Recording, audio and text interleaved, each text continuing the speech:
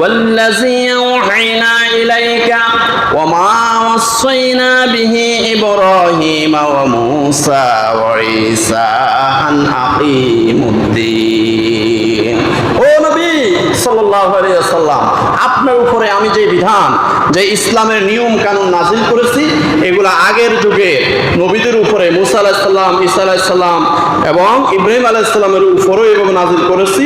তবে আমার নির্দেশ হলো আন আকিমুদ্দিন, দিনকে এই সমাজের মধ্যে প্রতিষ্ঠা করতে হবে।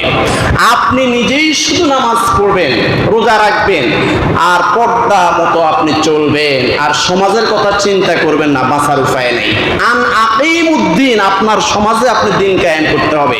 ইসলামের বিধান কায়েম করার জন্য আপনার যতটুকু সামর্থ্য আছে ততটুকু সামর্থ্য দিয়ে আপনি চেষ্টা করতে হবে। আপনার যতটুকু আল্লাহ পাক আপনাকে যতটুকু সামর্থ্য দান করেছে, যতটুকু এবিলিটি দান করেছে